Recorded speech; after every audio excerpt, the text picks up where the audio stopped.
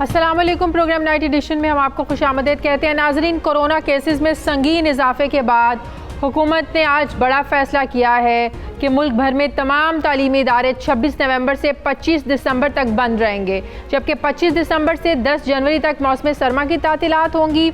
आज बैनुल सूबाई वज़राए तालीम का इजलास हुआ। इस इजलास में तालीमी इदारों की बंदिश के हवाले से बड़े अहम फैसले किए गए। इजलास में होने वाले फैसलों के मुताबिक 1 महीने के अरसे में घरों से तालीम का सिलसिला जारी रहेगा। असातिज़ा को स्कूल्स बुलाने की इजाज़त होगी। जहां ऑनलाइन तालीम की सहूलत मौजूद नहीं है, वहां असातिज़ा जो हैं ये होमवर्क फराहम करेंगे। जनवरी में तालीमी इदारे दोबारा खोलने से पहले एक जायज़ा इजलास होगा। यूनिवर्सिटीज़ के हॉस्टल्स में 1/3 तलबा रह सकेंगे। सिर्फ जो PhD के स्टूडेंट्स हैं उनको यूनिवर्सिटीज़ में बुलाने की इजाज़त होगी। दिसंबर में होने वाले तमाम इम्तिहानात को जनवरी तक मुलतवी कर दिया गया है, लेकिन SOPs के तहत एग्ज़ाम्स जो हैं वो लिए जा सकेंगे। ये तमाम फ़ैसले पूरे मुल्क में नाफिजुल अमल होंगे, लेकिन सूबाई सतह पर जायज़ा लेते हुए जो सूबाई हुकूमतें हैं ये अपने मुताबिक फ़ैसले कर सकती हैं। सिंध के वज़ीर तालीम सईद गनी ने इस हवाले से ये तजवीज़ दी है कि तमाम तालीमी इदारे बंद ना किए जाएँ, सिर्फ प्राइमरी तक तालीमी इदारे बंद किए जाएँ, जबकि 6ठी क्लास से ऊपर के बच्चों को स्कूल बुलाया जाए। जबकि वज़ीर तालीम पंजाब डॉक्टर मुराद रास ने ये तजवीज़ दी है कि बच्चों को इस मरतबा होमवर्क के बगैर नहीं जाने दिया जाएगा और बच्चों की अगली क्लास में प्रमोशन का 50% जो इन्हिसार है उस होमवर्क पर होगा। 8वीं जमात तक की क्लासेस का सेशन जो है ये मार्च में ही मुकम्मल होगा, जबकि 9वीं से 12वीं के बोर्ड के इम्तिहानात मार्च की बजाय अब मई में होंगे या जून में होंगे। इस हवाले से तारीख का जो हतमी फैसला है ये बोर्ड करेगा। हुकूमत की जानिब से ये फ़ैसले तालीमी इदारों में बढ़ते हुए केसेस की तादाद के बाद ये किए गए हैं। NCOC के मुताबिक तलबा में कोरोना वायरस की शरह 19% रिकॉर्ड की गई है, जबकि गुज़श्ता एक हफ्ते के दौरान तालीमी इदारों में केसेस की मुस्बत शरह 1.8% से बढ़कर 3.3% हो गई है। इस हवाले से मैं बात करूँगी। मुझे ज्वाइन किया है सूबाई वज़ीर तालीम पंजाब डॉक्टर मुराद रास साहब ने। अस्सलाम वालेकुम, बहुत बहुत शुक्रिया डॉक्टर साहब आपका। डॉक्टर साहब, जैसे कि मैंने अपने इंट्रो में भी कहा, जब कोरोना की दूसरी लहर शुरू हुई, स्कूलों को बंद करने की बात हो रही थी, तजावीज़ आ रही थी, तो आप इसकी मुखालफत कर रहे थे। इस वजह से आप मुखालफत कर रहे थे कि आप कह रहे थे कि ऐसे तो स्कूल बंद करने का कोई फ़ायदा नहीं है, घर में स्कूल से छुड़वा कर आप बच्चों को घर तो बिठा लेंगे, लेकिन उसका क्या करेंगे जब वही बच्चे सैर व तफरीह के लिए बाहर निकल जाएंगे, शॉपिंग मॉल्स में बाहर निकल जाएंगे। आपका कंसर्न बिल्कुल दुरुस्त था। तो इस हवाले से तो कोई स्ट्रेटजीज नहीं फिर आज सामने आई हैं कि अगर आपने बच्चों को घर बिठाना है कि आप बच्चों को फिर शॉपिंग मॉल्स में नहीं लेकर जा सकते, बाहर नहीं लेकर जा सकते। आपका कंसर्न तो बिल्कुल दुरुस्त है अभी भी। देखिए शाज़िया, मैं आपको ये बताऊं कि आज और पिछले हफ्ते के अंदर जो मैंने नंबर्स देखे ना, पिछले मंडे भी मैं NCOC की मीटिंग में था, आज भी था, और जो नंबर्स आ रहे हैं वो बड़े ही अलार्मिंग नंबर्स हैं। आज हम 50% पे पहुंच चुके हैं। जब हम पिछली स्पाइक पे थे ना जून में, तो आज हम 50% उधर पहुंच गए। सही। तो नंबर्स आपको पता है, मैंने तो बहुत मुखालफत की थी स्कूल्स खोलने की, क्योंकि इतनी मुश्किल से हमने स्कूल्स खोले थे। हाँ। सो इसलिए मैं बिल्कुल उसके खिलाफ था, मगर जब मैंने नंबर्स देखे हैं, और नंबर्स का शाज़िया गेज जो है ना, वो ये नहीं है कि मैं आपको बताऊं या कोई और आपको बताए, आपको हॉस्पिटल से पता लग जाता है। हाँ, हॉस्पिटल्स जब भरने शुरू हो जाए ना, तो अगर खुदा ना खास्ता मुझे सांस नहीं आ रहा और मैं हॉस्पिटल जाऊंगा ही जाऊंगा, मुझे कोई रोक नहीं सकता। सो इसलिए that is the best gauge. और दूसरी बात आपने बिल्कुल ठीक की कि अगर इन्होंने बाकी जगह को कर्टेल ना किया कि बच्चे पार्क्स में चले गए, मॉल्स में चले गए, मार्केटों में चले गए और मरी फिरने चले गए, तो कोई नहीं है। फिर हम एक हजूम को एक जगह से निकाल के कहीं और भेज रहे हैं। So I mean, मेरी तो इसमें बिल्कुल आप देख रहे हैं कि I am not going to stay quiet on this. अगर डॉक्टर साहब, वज़ीर तालीम सिंध सईद गनी साहब तो ये तजवीज़ दे रहे थे कि प्राइमरी तक के बच्चों के लिए आप स्कूल बंद कर दें और जो बाकी क्लासेस हैं, ज़ाहिर है 6ठी से लेकर आगे की क्लासेस तक स्कूल्स को खोला जाए। तो आपके नज़दीक ये तजवीज़ जो थी ये काबिल अमल थी डॉक्टर साहब?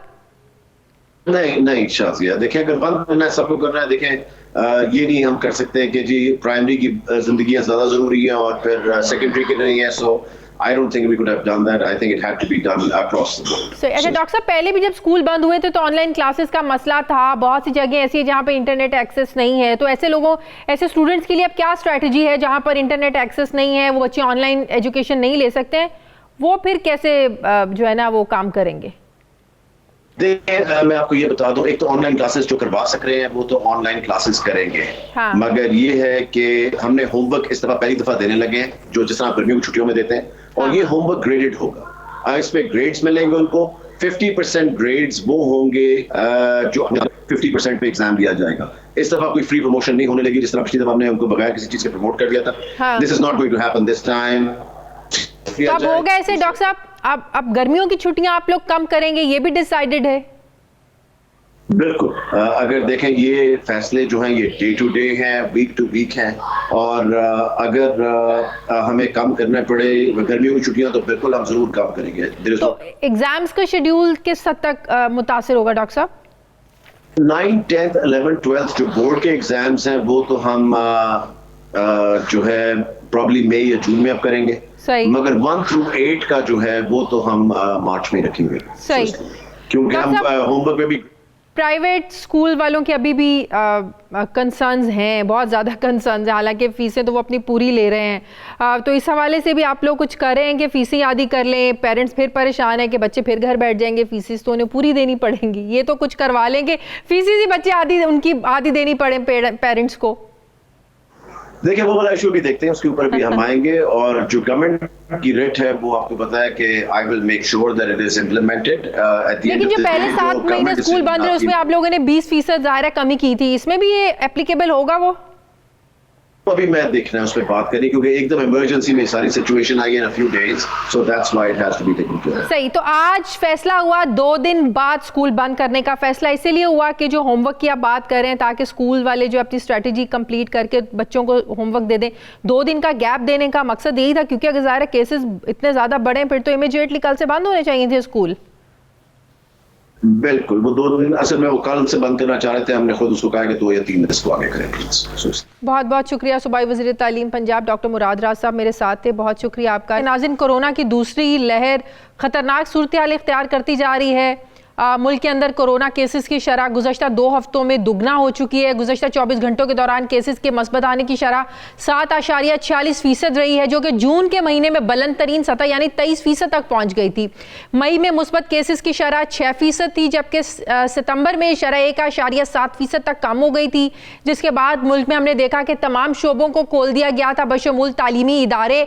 लेकिन अब एक बार फिर से मुस्बत केसेस की शरह में इजाफा हो रहा है, और कहा जा रहा है कि अगर एहतियात ना की गई तो आने वाले दिनों में इस शरह में मजीद इजाफा हो सकता है।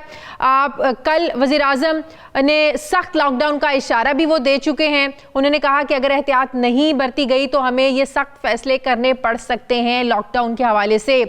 NCOC के मुताबिक मुल्क के मुतादिद शहरों में इन्फेक्शंस में इजाफा हुआ है। हुकूमत ने SOPs तो जारी किए हैं, लेकिन इन पर अमल दरामद ना होने के बराबर है। ना तो शादी हॉल्स कवानीन पर अमल दरामद कर रहे हैं, ना ही हम देख रहे हैं कि मार्केट्स में SOPs को फॉलो किया जा रहा है, ना ही बाज़ारों में। पंजाब हुकूमत ने आज दुकानें शाम 6 बजे बंद करने का नोटिफिकेशन जारी किया, जिसको लाहौर चैम्बर ऑफ कॉमर्स ने इसको रिजेक्ट कर दिया। सवाल यह है कि क्या हुकूमती इक़दामात को, अहकामात को संजीदा नहीं लिया जा रहा है, या हुकूमत खुद दूसरी लहर को लेकर संजीदगी का मुजाहरा नहीं कर रही है। दूसरी तरफ कोरोना की वैक्सीन के हवाले से भी मुस्बत खबरें आ रही हैं, लेकिन पाकिस्तान के लिए खबरें कितनी हौसला अफजा हैं? पाकिस्तान में वैक्सीन कब तक पहुंचेगी? कब तक हमारे जो लोग हैं वो इससे मुस्तफ़ीद हो सकेंगे? कितना वक्त लग सकता है? मैं बात करूंगी यूनिवर्सिटी ऑफ हेल्थ साइंसेज के वाइस चांसलर डॉक्टर जावेद अकरम साहब ने मुझे ज्वाइन किया है। अस्सलाम वालेकुम, बहुत बहुत शुक्रिया डॉक्टर साहब आपका। डॉक्टर साहब, ये तो पहले ही कहा जा रहा था कि कोरोना की जो दूसरी लहर होगी ये पहली लहर से ज़्यादा जो है ना वो ख़तरनाक होगी, इसकी शिद्दत ज़्यादा होगी। अब जो हम फैसले कर रहे हैं बतदरीज स्मार्ट लॉकडाउन, अब तालीमी इदारों को बंद करने की जो है ना वो नौबत आ गई है।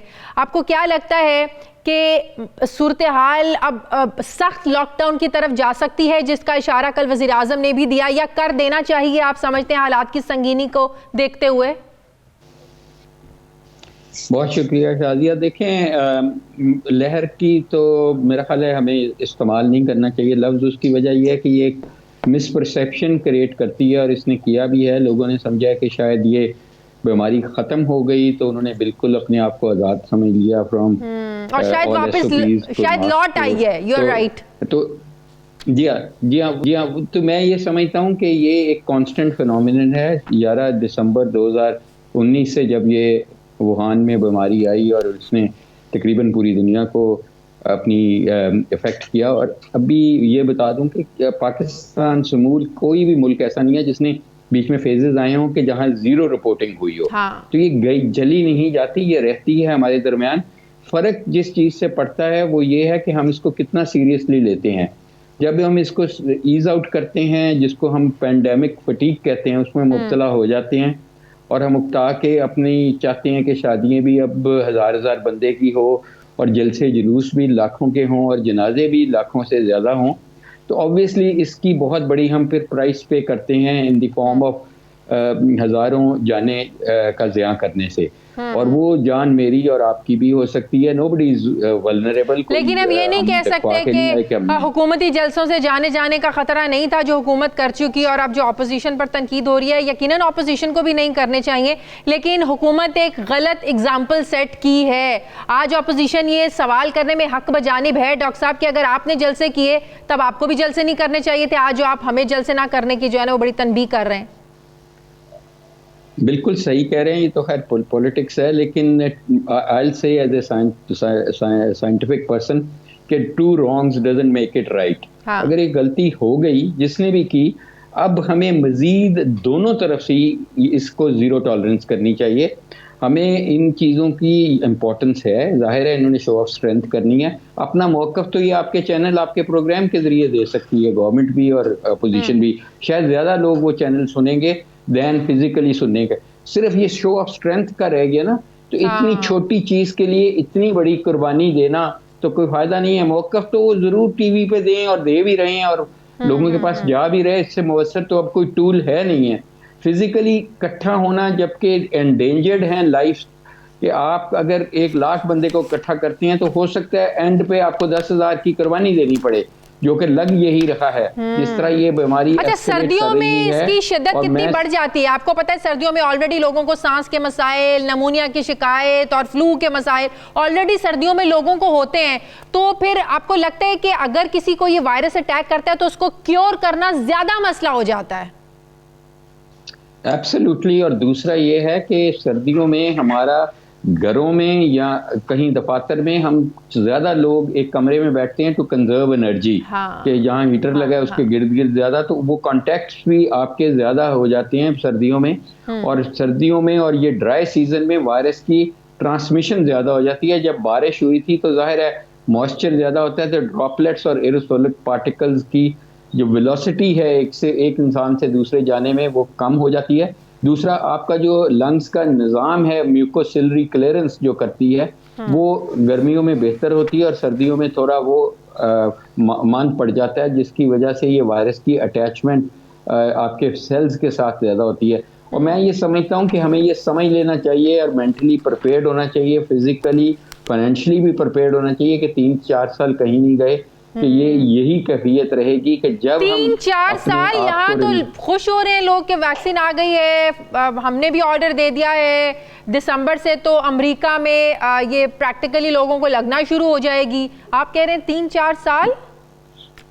देखें, प्रैक्टिकली तो शादियाँ हमने खुद लगा रहे हैं, हमारी यूनिवर्सिटी ही लगा रही है पाकिस्तान में, और हमने कुछ तकरीबन इस वक्त 5,000 से ज़्यादा पाकिस्तानीज़ को लगा चुके हैं with very good effect, with very good tolerance और very good antibody production in the short term. लेकिन देखें, यहाँ पे 22 करोड़ लोगों की बात करें, अगर आप इस बीमारी को कम करेंगे तो कम से कम आपके 50 से 60% लोगों जब वैक्सीनेट होंगे, जब जाके ट्रांसमिशन रुकेगी। अभी तो हमने ऑर्डर नहीं दिया, हर ऑर्डर जब दे भी देंगे तो इसकी सप्लाई का इतनी आसानी से नहीं होने लगी, बिकॉज कंट्रीज आर कंपीटिंग के अपनी पॉपुलेशन को लगाएंगे, और फिर हम कितनी अफोर्डेबिलिटी कर सकते हैं और किस कीमत पे ये आएगी। तो अभी तो हम तो ट्रायल्स कर रहे हैं, और ट्रायल्स में हम ये बता सकते हैं कि यस अल्टीमेटली इसने जो बीमारी ने ख़त्म होना है तभी होना है, लेकिन 22 करोड़ अवाम का हम मुल्क हैं, बहुत बड़ा मुल्क है, और उसकी 40 से 50-60% आबादी का मतलब ये है कि हमारी तकरीबन पूरा बजट इस पे लगेगा, विच इज़ नॉट प्रैक्टिकेबल। और फिर दूसरा ये है कि ये मैं आपको बताऊं कि आज अगर आज मैंने तकरीबन 100 से ज़्यादा लोगों को वैक्सीनेट किया है, तो उनको साथ ये बताया कि आपकी जो प्रोटेक्शन लेवल एंटीबॉडीज़ का आएगा वो 28 दिन बाद आएगा। तो ये अच्छा। तो नहीं मकसद कि आज आपने लगाई है तो आप आज़ाद हो गए हैं, बिल्कुल नहीं आज़ाद हुए। और फिर हमें ये भी नहीं पता कि देखें, हमें वैक्सीन यूज़ करते हुए पाकिस्तान में आज कुछ 3 महीने होने वाले हैं, तो 3 महीने में हमें पता है कि एंटीबॉडीज हैं, हमें नहीं पता ये एंटीबॉडीज 6 महीने रहेंगी या साल रहेंगी या फॉल करेंगी। तो डॉक्टर साहब, ऐसी सिचुएशन में आप समझते हैं कि जो कहा जा रहा है कि इज्तिमात हों लेकिन कम तादाद के हों, शादियां हो तो 300 लोगों की हो, अब अगर वायरस फैल रहे हैं वो 2 लोगों से भी लग जाना है, वो 4 लोगों से भी लग जाना है, वो एक बंदे से भी लग जाना है, तो फिर ये कितना को सूदमंद है ये फैसला कि अगर आपने शादी करनी है और ऊपर से आप ये देखें कि कहा जा रहा है कि शादी हॉल्स में शादियां ना करें, ओपन एयर करें, ऊपर कैनोपी भी ना हो, मतलब कि अगर किसी ने कोरोना से बीमार नहीं होना वो सर्दी से बीमार हो जाए। दूसरा ये मैं बता दूं कि ये भी एक मिसपरसेप्शन है कि ये ओपन एरियाज में जलसे करने से, ये शादियां करने से नहीं होता। हाँ, अगर ऐसा होता, देखें टेस्ट एंड ट्रैक सिस्टम जो है यूएस का वो बहुत फाल है, FDA का, और उन्होंने जब उनके प्रेसिडेंट ट्रंप को, उसकी बीवी को और उनके 4-5 उनके सपोर्टर्स को साथ हो गया था एकदम, तो उन्होंने ये टेस्ट एंड ट्रेस किया था और ये रोज गार्डन व्हाइट हाउस में से हुआ था, जहां पे इतने ज्यादा लोग नहीं थे, 100-125 लोगों की गैदरिंग थी इतने बड़े गार्डन में, तो वहां से ट्रैक हुआ था कि ये ओपन एरिया से ही हुआ है। इसलिए ये भी कहना गलत है कि ये ओपन एरिया में नहीं फैलता। ये तब फैलता है जब आप ज्यादा लोग ओपन एरिया में छोटे से वक्फे के साथ साथ जुड़ के बैठे होते हैं, जैसे जलसों में बैठे होते हैं, शादियों में बैठे होते हैं। इसलिए आप कह रहे हैं कि ये फर्क नहीं पड़ता कि छत के नीचे आप फंक्शन करें या ओपन एयर करें, राइट? नहीं, ये कोई खास फर्क नहीं पड़ता। और दूसरा ये है कि खाने के वक्त, क्योंकि खाने के वक्त सब इकट्ठे खा रहे होते हैं, बुफे लगा होता है और मास्क के साथ तो आप खा ही नहीं रहे होते हैं, उस वक्त इसकी ट्रांसमिशन के चांसेस ज्यादा। और शादियां अगर आपने करनी है तो आप टेक अवे उनको जाते हुए लंच बॉक्सेस वगैरह, जो उनको बॉक्स दे दें, कुछ छुआरे दे दें, कुछ दे दें, इस किस्म की। देखें, हमें अपनी कुर्बानी करनी पड़ेगी ख्वाहिशात की, अपनी जानों की कुर्बानी बचाने के लिए। तो इसलिए ये तो आपकी प्रायोरिटी है, अपनी जो शो टाइप करना है वो ना करें। सुन्नत रसूल तो ये कहती है चंद लोगों से भी निकाह हो सकता है और रुखसती हो सकती है, बहुत शुक्रिया। तो फिलहाल तो हमें ये करना पड़ेगा। यूनिवर्सिटी साइंसेस के वाइस चांसलर डॉक्टर जावेद अकरम मेरे साथ थे, बहुत शुक्रिया आपका। मुझे प्रोग्राम में नाज़रीन एक ब्रेक लेनी है, वापस आते हैं छोटे से वक्फे के बाद।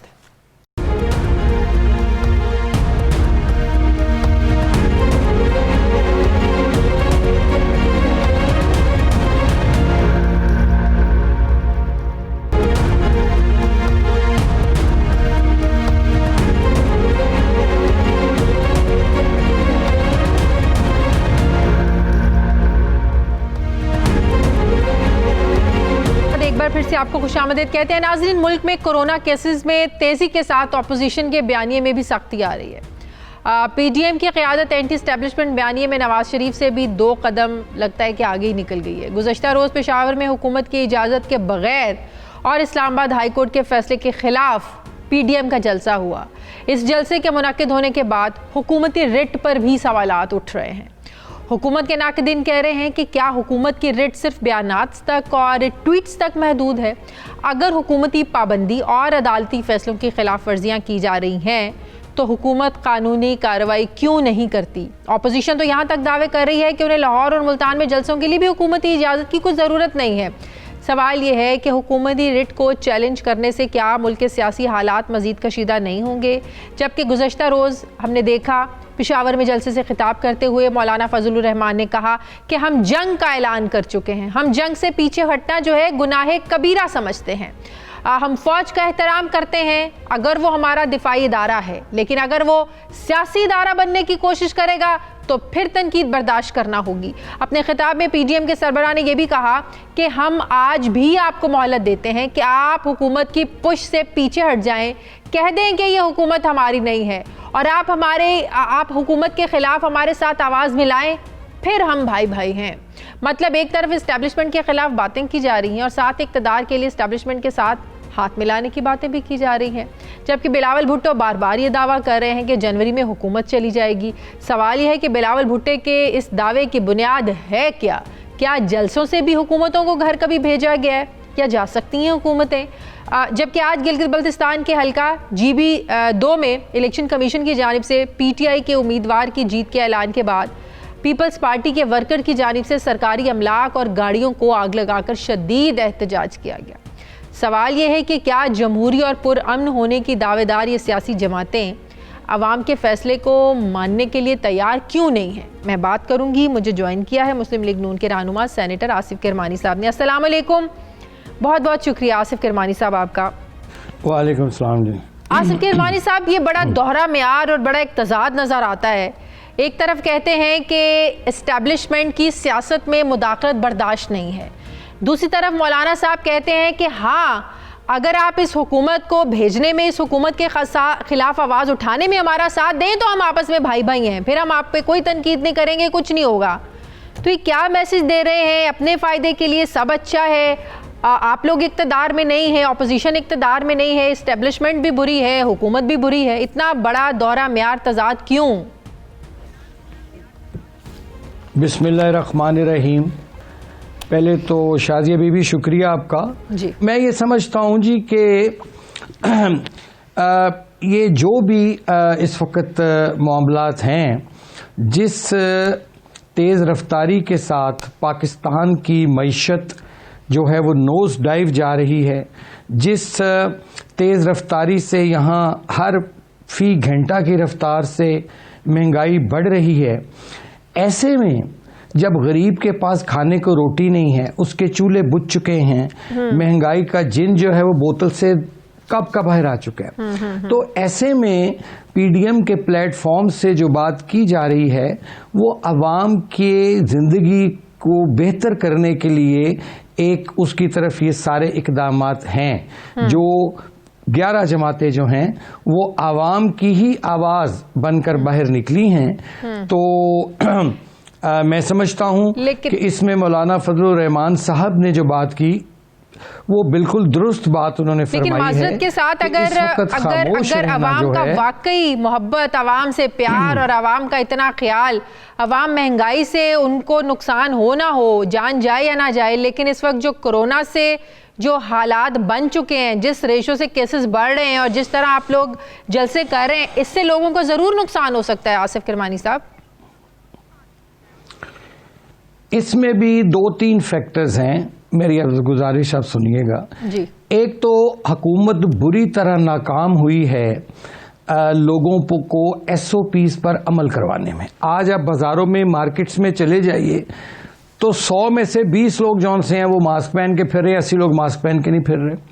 फिर ये एक सिलेक्टिव या सिलेक्ट या लॉकडाउन की बात की जा रही है, वो 2 बैरियर्स रख देते हैं, उससे गाड़ी ज़रूर स्लो हो जाती है, लेकिन उस पर कोई मुझे नहीं समझ आती कि वो उससे कोरोना को कैसे आप रोक सकेंगे। फिर उसके बाद जितने हुकूमती इज्तिमा हैं वो तो हो रहे हैं। प्राइम मिनिस्टर साहब ने अपने जलसे भी कर लिए, जब कोरोना की लहर जारी थी उसमें उन्होंने कर लिए। सिर्फ ऑपोजिशन जब बात करती है तो वो कोरोना का खौफ दिलाते हैं। मैं समझता हूँ तो अब हुकूमत डंडे की जोर पे करवाए। हमें इस कोरोना एक बीमारी है जिसका, जो बीइंग अ डॉक्टर भी मैं करना चाहता हूं कि ये कोई इसका आपके पास कोई अभी you have to live with it, हमें इसके साथ रहना पड़ेगा प्रिकॉशंस लेके। जो SOPs हैं, असल चीज है SOPs। मास्क पहने, हाथों को बार बार साफ कीजिए और सोशल डिस्टेंसिंग। क्या आपके जलसों में सब कुछ हो रहा है? के जो जलसे हुए हैं, क्या आपके जलसों में हो रहा है? सोशल डिस्टेंसिंग हो रही है? बार बार हाथों को सैनिटाइज किया जा रहा है? इंशाल्लाह इस दफा आप देखेंगे कि हमने खुसूसी तौर पर लाखों की तादाद में फेस मास्क बनवाए हैं और इंशाल्लाह ताला जो भी लोग जलसागाह में दाखिल होंगे उनको वो फेस मास्क दिए जाएंगे और इंशाल्लाह वो फेस मास्क मैंडेटरी होगा पहनना। इसलिए मैं समझता हूं कि असल जो चीज़ है, असल चीज़ ये है कि हुकूमत को जिस डायरेक्शन में काम करना चाहिए, यानी वो कहते हैं ना कि मीठा मीठा हप हप, कड़वा कड़वा थू, तो जो उनको अपने लिए जौन सी चीज़ उनकी कन्वीनियंस के लिए होती है वो कर लेते हैं। और अपोजिशन को चूंकि उन्होंने टारगेट किया हुआ है तो जाहिर है कि मैं समझता हूं कि कोरोना के प्रॉपर SOPs लेने के बाद कोरोना के साथ हमें जिंदा रहना सीखना पड़ेगा। ऑपोजिशन जो जलसे कर रही है, आप लोग समझते हैं कि जो मकासद आप लोग हासिल करना चाहते हैं, जो 2-4 जलसे आप लोगों के रह गए हैं वो हासिल हो जाएंगे? अब तक तो हासिल नहीं हुए, जो बकिया जलसे रह गए हैं वो हासिल कर लेंगे आप लोग मकसद? अब देखिए, ये सिर्फ जलसों की बात नहीं है। पीडीएम का जो एक रोड मैप है वो एक मरहलावार एक प्रोग्राम है जिसमें जलसे जो हैं वो इब्तदा है, इसके बाद फिर लॉन्ग मार्च का भी एक ऑप्शन है, उसके बाद असेंबलियों से इस्तीफे देने का भी ऑप्शन है। हुकूमत जनवरी में घर चली जाएगी, वो लॉन्ग मार्च के नतीजे में घर जाएगी। वो लॉन्ग मार्च के नतीजे में घर जाती है या ये हुकूमत अपने वजन से ही गिर जाती है और शायद लॉन्ग मार्च की नौबत ना ही आए। तो लेकिन ये जल्द हुकूमत इंशाल्लाह जनवरी में पीडीएम की जो तहरीक चली है इसकी ये ताब नहीं ला सकेगी, चूंकि लोग जो हैं इस वक्त, वो अगर इस वक्त अपोजिशन घर बैठ गई तो मेरी बात याद रखिएगा, ये अवाम, ये गरीब लोग जिनके चूल्हे ठंडे हो गए हैं, ये अपोजिशन को भी माफ नहीं करेंगे। इसलिए घर बैठना ये अपोजिशन भी अफोर्ड नहीं कर सकती, इसलिए अवाम की आवाज बन के निकली है और महरलावार जो हमारी तहरीक है वो इंशाअल्लाह ताला चलती रहेगी और उसका इख्तिताम। आप नहीं समझते कि अदालती अहकामात पर अमल दरामद करना, करवाना हुकूमत की जिम्मेदारी होती है? आप समझते हैं ना, अगर कोई अदालत ने हुक्म दिया है तो उस पर अमल दरामद होना चाहिए ना? बिल्कुल होना चाहिए, लेकिन उसमें हुकूमत की भी कुछ जिम्मेदारियां हैं। तो उन अदालती अहकामात की हुकूमत खुद भी तो पाबंदी करे। हाँ, बिल्कुल होनी चाहिए, बिल्कुल होनी चाहिए। तो अगर हुकूमत जो है अदालती फैसले को मद्देनजर रखते हुए, अब अगर जलसा होता है, हुकूमत कोई कार्रवाई करती है, पकड़ती है, तो फिर आप लोग एतराज तो नहीं करेंगे? अदालती फैसले पर अमल दरामद तो करवाना है ना? हुकूमत ने तो अदालती फैसले के आने से पहले भी जो जलसे हुए हैं पीडीएम के, उसमें उन्होंने छोटी छोटी जो कॉर्नर मीटिंग्स होती हैं जो उसमें भी पकड़ धकड़ तो की है। हुकूमत तो दरअसल एक इंतकाम की आग में जल रही है सही। और मैं समझता हूं कि इस इंतकाम की आग में हुकूमत खुद भस्म हो जाएगी। ठीक है, ठीक है। एक आखिरी सवाल, मियां नवाज शरीफ साहब अपनी वालदा मोहतरमा के जनाजे में शिरकत के लिए पाकिस्तान आएंगे, वतन वापस आएंगे? नवाज शरीफ साहब, जैसे आपको मालूम है कि काफ़ी उनको बीमारियों इस वक्त लाहक हैं, उनकी तबीयत ठीक नहीं और रिसेंटली उनको किडनी का प्रॉब्लम भी हुआ है और डॉक्टर जो उनके हैं जिनके वो ज़ेरे इलाज हैं, राब्ते में हैं, डॉक्टर्स ने उनको सफ़र की इजाज़त नहीं दी है। अच्छा। इसलिए इट्स वेरी अनफॉर्चुनेट कि मियाँ साहब अपनी वालदा साहिबा की मैयत के साथ नहीं आ सकेंगे। बहुत बहुत शुक्रिया, बहुत शुक्रिया। मुस्लिम लीग नून के रहनुमा सेनेटर आसिफ किरमानी साहब मेरे साथ थे। मुझे प्रोग्राम में एक ब्रेक लेनी है नाज़रीन, वापस आते हैं छोटे से वक्फे के बाद।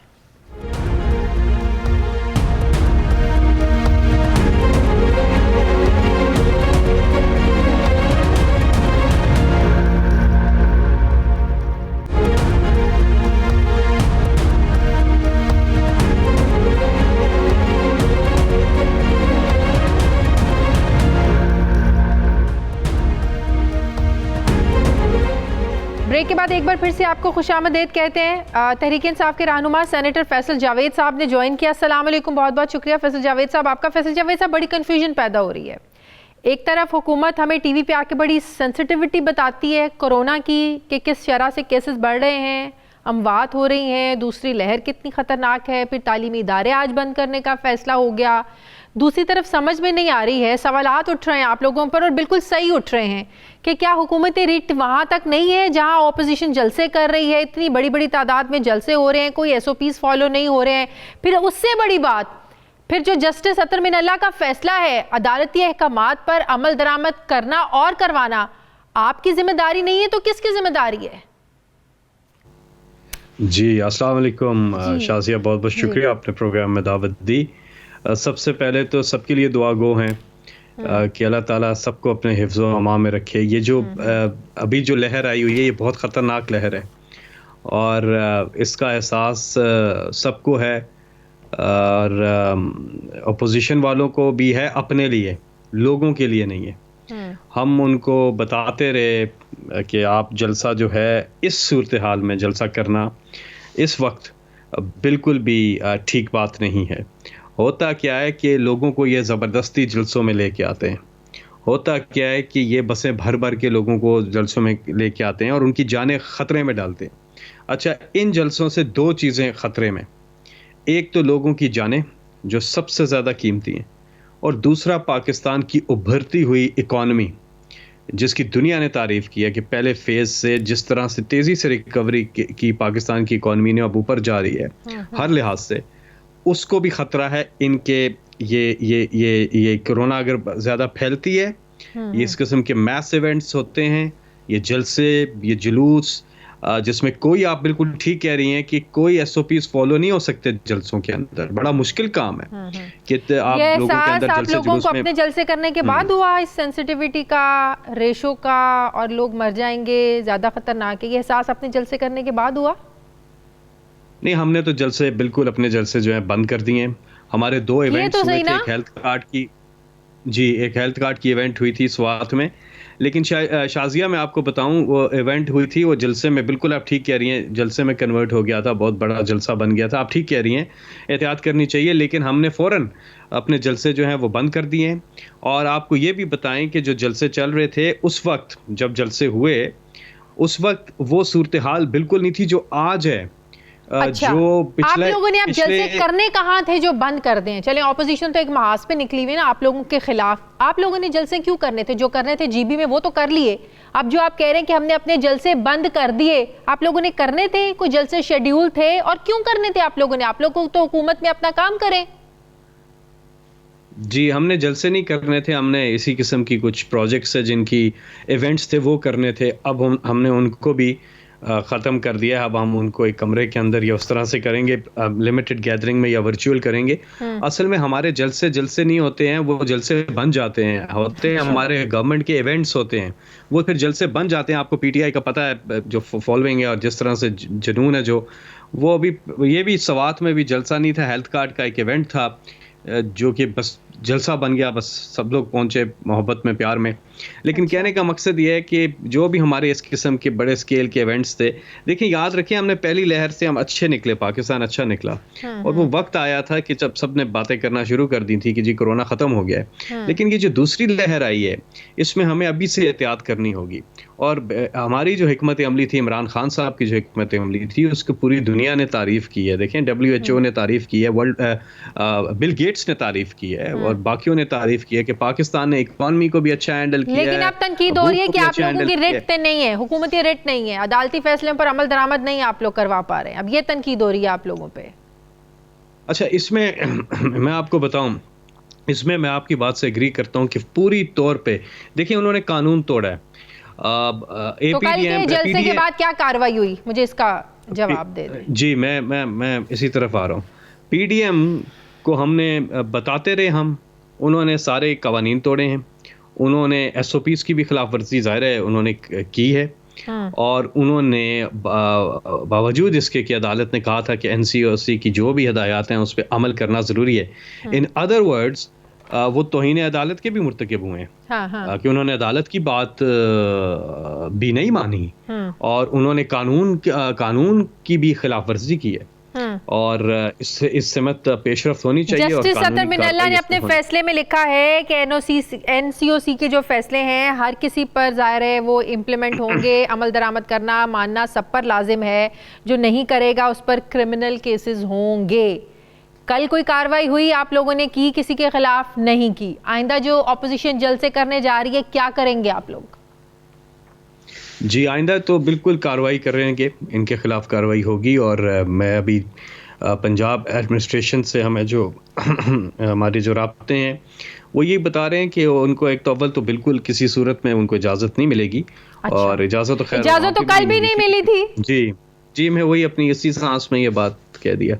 वैसे एक एंकर पर्सन होना भी बड़ा ही मज़े का काम है, क्योंकि एकदम आप देखते हैं कि कहाँ थोड़ा सा अच्छा तो कह रहा था कि बिल्कुल आप ठीक कह रही हैं, और आगे इधर भी है, लेकिन बिल्कुल उधर से यही एडमिनिस्ट्रेशन से आ रहा है कि कानूनी कार्रवाई की जाएगी।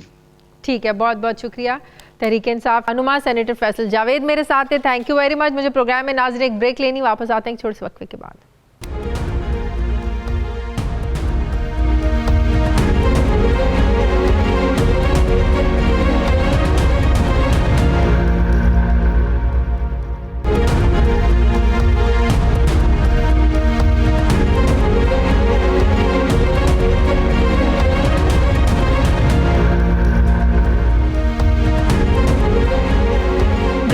एक बार फिर से खुशामदीद कहते हैं। नाज़रीन, 5 अगस्त 2019 के स्याह इक़दाम के बाद पाकिस्तान ने भारत के साथ तिजारती रवाबित पर पाबंदी लगा दी थी, लेकिन इंकशाफ ये हुआ है कि पाकिस्तान टेलीविज़न इंतज़ामिया ने भारत के इस इक़दाम के चंद महीनों बाद ही 2 भारतीय चैनल्स के साथ स्पोर्ट्स नशरियात के लिए मुआहदे किए।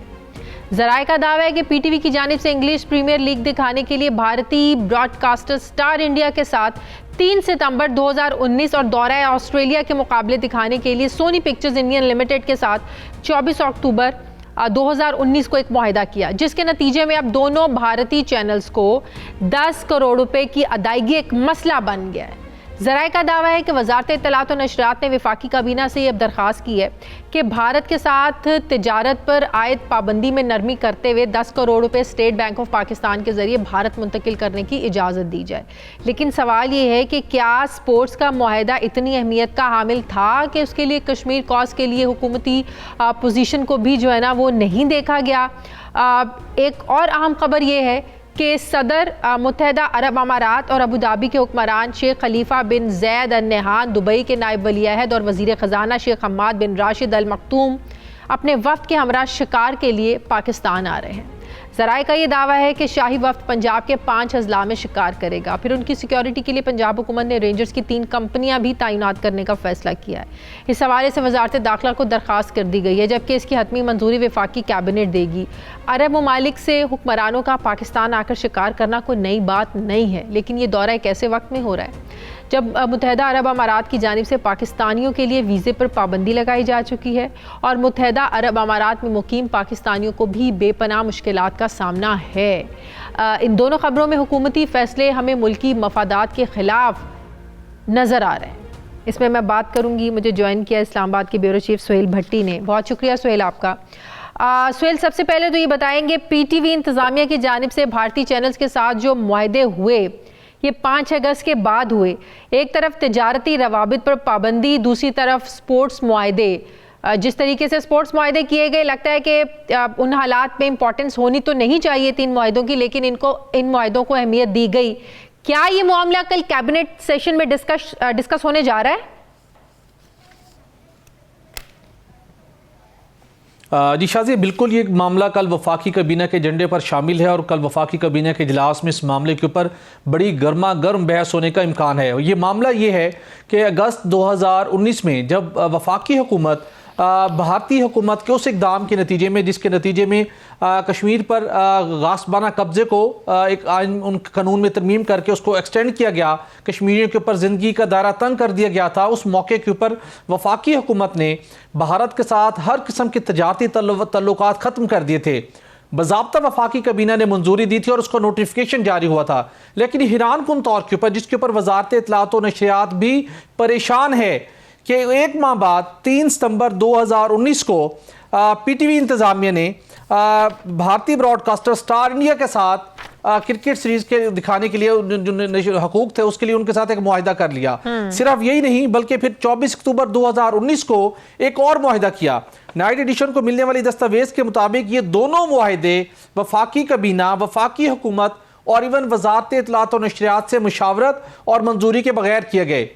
माजी के अंदर शायद ये प्रैक्टिस हो, लेकिन एक ऐसे मौके के ऊपर जब पूरे मुल्क के अंदर एक गम गुस्से की लहर थी, पूरा पाकिस्तान कश्मीरियों के साथ खड़ा हुआ था, वफाकी हुकूमत फैसला कर चुकी थी, तो उस मौके के ऊपर पीटीवी इंतजामिया को वज़ारत इत्तलात और नशरियात और वफाकी काबीना को एतमाद में लेना चाहिए था, या मुशावरत करते, बाज़ाब्ता मंजूरी हासिल करते, लेकिन ऐसा नहीं किया गया। अब ये मामला उस वक्त ओपन हुआ है जब अब इन दोनों भारतीय टीवी चैनल्स को 10 करोड़ रुपए की अदायगी होनी है और अब वो अदायगी नहीं कर पा रहे और उनके ऊपर अब प्रेशर बिल्ड हो रहा है, चूंकि उनके पास कोई और ऑप्शन नहीं है। फिर गए वज़ारत इत्तलात और नशरियात के पास, फिर वज़ारत तिजारत के पास। वज़ारत तिजारत ने कहा कि चूंकि वफाकी काबीना ने पाबंदी आयद की थी, हमें कोई एतराज़ नहीं है, आप जाइए स्टेट बैंक ऑफ पाकिस्तान से, ये वफाकी काबीना से डिस्कस करके आप इस मसले को हल कीजिए। स्टेट बैंक ऑफ पाकिस्तान का दरवाजा खटखटाया पीटीवी इंतजामिया ने, तो स्टेट बैंक ऑफ पाकिस्तान में भी वफाकी हुकूमत का 9 अगस्त 2019 के जारी करदा नोटिफिकेशन की पास तारी करते हुए ये रकम इंडिया मुंतकिल करने से इनकार कर दिया है। अब इस वजह मतलब से ये हुआ कि रकम मुंतकिल करने पर अगर कोई दिक्कत नहीं होती, दुश्वारी नहीं आती, तो शायद ये मामला दब जाता, बहुत से मामलात की तरह सामने भी ना आता ये मामला। एग्जैक्टली बिल्कुल आपने सही कहा, क्योंकि यहाँ पे इनको प्रॉब्लम हुई और फिर अब ये गए हैं वजारत इत्तलात और नशरियात के पास और वहाँ से समरी बनी और अब कल वफाकी काबीना इस मामले का जायजा लेगी और वजारत इत्तलात और नशरियात ने सारा मामला क्लियर करके वफाकी काबीना के सामने रख दिया है कि हमारे साथ उस वक्त कोई मशावरत नहीं हुई थी और ना ही वफाकी काबीना की मंजूरी थी। अब आप वन टाइम या ओवरऑल जो भारत के साथ हमारी तिजारती पाबंदियां आयद हैं उसको रिलैक्स करें ताकि ये पेमेंट इंडिया को हो सके, इंडियन चैनल्स को हो सके। और हैरान कुन तौर के ऊपर 2023 तक पीटीवी इंतजामिया कह रही है कि जितने क्रिकेट सीरीज बैरून मुल्क होंगी या कोई और स्पोर्ट्स का हम अगर पीटीवी स्पोर्ट्स के लिए नशियात हम हासिल करना चाहते हैं तो अगेन हमें भारत का ही दरवाजा खटखटाना पड़ेगा, क्योंकि भारत ने आईसीसी से राब्ता करके जब माजी के अंदर उन्होंने एक्सक्लूसिव राइट इस पूरे टेरिटरी के ले रही हैं। पीटीवी इंतजामिया ने जब ये फैसला किया तो वज़ीर इत्तलात और नशरियात को भी ऑन बोर्ड नहीं लिया गया, मुशावरत नहीं की गई, उनसे भी ओझल ये फैसला किया गया। जी बिल्कुल शाजिया, ये इस बात का दस्तावेज के अंदर एक इंकशाफ हुआ जिसमें वाज़े तौर पर लिखा गया है कि जब ये मामला 3 सितंबर 2019 और उसके बाद 24 अक्टूबर 2019 को मुआहदे किए गए पीटीवी इंतजामिया की जानिब से, चूंकि पीटीवी इंतजामिया को उस दौर में आपको याद होगा प्राइम मिनिस्टर ऑफिस की बहुत ज्यादा उन्हें एतमाद हासिल था और उन दिनों के में वजारत इत्तलात और नशरियात के साथ एक टागा वार भी जारी रहती थी पीटीवी इंतजामिया की। तो इस मामले के अंदर उस वक्त कोई मुशावरत नहीं की गई वजारत इत्तलात और नशरियात के साथ, ना ही वफाकी हुकूमत के से कोई बाज़ाब्ता मंजूरी ली गई कि अब गैर मामूली हालात हैं, वफाकी हुकूमत पाबंदी आयद कर चुकी है, पाकिस्तान के बच्चे को पता है कि भारत के साथ तिजारती तल्लुकात खत्म हो चुके हैं। तो पीटीवी स्पोर्ट्स इंतजामिया क्या मौक़िफ़ अपना रही है? ज़ाहिर है कल सवालात तो उठेंगे कि क्या ये मुआहदे ज़रूरी थे या आपने मुल्की मफाद के हवाले से उस वक्त जो फैसले हो रहे थे कि हमने तिजारती रवाबित ख़त्म करने हैं, मुअत्तल करने हैं भारत से 5 अगस्त के इक़दामात के बाद, उन्होंने कोई तो मौक़िफ़ अपनाया होगा या कल कुछ तो उनसे पूछा जाएगा? शाजिया, उनके पास सिर्फ एक ही मौक़िफ़ है कि इस टेरिटरी के अंदर, इस रीजन के अंदर जो स्पोर्ट्स के राइट्स हैं वो इंडियन चैनल्स के पास हैं। लेकिन हमारा सवाल ये है, अवाम का सवाल ये है कि 4 अगस्त के बाद जो सूरत हाल पैदा हुई थी उस सूरत हाल के दौरान वफाकी हुकूमत ने भारत से हर किस्म के तल्लुकात मुअत्तल कर दिए। जान बचाने वाली अद्वियात के ऊपर भी उस वक्त पाबंदी लगाई गई और बाद में वफाकी हुकूमत ने रिव्यू करके रिलैक्स किया। तो क्या क्रिकेट मैच के हकूक, नशरियाती हकूक हासिल करना इतने नागुज़ीर थे कि आपने किसी इदारे से मशावरत किए बगैर आपने 2 मुआहदे कर लिए और आप करोड़ों रुपए की रकम उनको ट्रांसफर करनी है? देखते हैं कि कल कैबिनेट इस बारे में क्या फैसला करती है। वक्त का मैं दूसरा इशू वो भी आपसे मैं उस पर एक सवाल कर लूं। मुत्तहिदा अरब अमारात से शहजादे आ रहे हैं शिकार करने के लिए। आपको भी याद होगा कि 2-4 साल पहले भी ये तिलोर का शिकार पर बड़ी इस पर खबरें चली थी और बड़ा कहा गया था कि क्यों हम इजाज़त देते हैं। फिर ताल्लुकात को लेकर भी बड़ी बात होती कि हमारे ताल्लुकात ख़राब हो सकते हैं, इसलिए इन इशूज़ को छेड़ा ही ना जाए, बात ही ना की जाए। लेकिन अब तो हम देखें उन्होंने पाबंदी लगाई हुई है, पाकिस्तानियों को वीज़े नहीं दे रहे हैं, हम उन्हें प्रोटोकॉल दे रहे हैं। ये क्या फ़ैसला, ये इस बारे में भी ज़रा बताइएगा। शायद ये बड़ी परेशान कुन मामला है। हुकूमत पंजाब का एक लेटर हमें मौसूल हुआ है जिसके अंदर पूरा मामला बयान किया गया है कि जो मुत्तहिदा अरब अमारात के जो हुक्मरान हैं शेख खलीफा बिन ज़ैद अल नहयान और दुबई के नायब वली अहद व वज़ीर ख़जाना शेख हमाद बिन राशिद अल मखतूम और शाही वफद दिसंबर से मार्च के दौरान पंजाब के 5 अजला में शिकार करने के लिए आ रहा है, जिसके अंदर राजनपुर शामिल है, जिसके अंदर डीजी खान शामिल है, जिसके अंदर भावलपुर, भावलनगर और रहीमन खान शामिल है। यहाँ पर उन्होंने शिकार करना है और उन्हें फुल प्रूफ सिक्योरिटी के इंतजाम चाहिए उनके रिहाइश गाहों को, उनके काफिलों को, उनकी शिकार गाहों को। उस्मान बुज़दार साहब इसकी मंजूरी दे चुके, अब वफाकी हुकूमत ने भी इसकी मंजूरी ले ली है सर्कुलेशन के जरिए से। लेकिन मामला ये है, ये माजी के सालों से प्रैक्टिस चली आ रही है।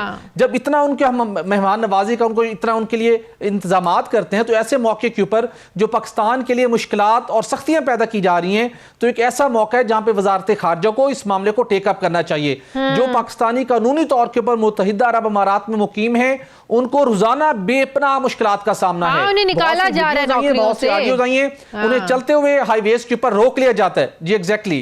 तो हम दूसरी जानिब हम उनको फैसिलिटेट करें, हमारे भाई हैं, हमारे लिए बहुत कम कदर रखते हैं, लेकिन जो बायलैटरल रिलेशन के अंदर इस तरह नहीं चलता कि एक जानिब हम उनको उनकी इतनी खातिर तवाज़ो कर रहे हैं, दूसरी जानिब हमारे लिए माली मुश्किलात पैदा कर रहे हैं। इस पर नोटिस लेना चाहिए, इस पर सोचना चाहिए फॉरेन मिनिस्ट्री को। बहुत बहुत शुक्रिया। इस्लामाबाद न्यूज़ सुहेल इकबाल भट्टी मेरे साथ थे। नाज़रीन, हमारे प्रोग्राम का वक्त खत्म हो गया। प्रोग्राम के लिए फीडबैक ज़रूर दीजिएगा, अपना ख्याल रखिएगा। मेरी आपसे मुलाकात होगी कल। मुझे इजाज़त दीजिए, अल्लाह हाफ़िज़।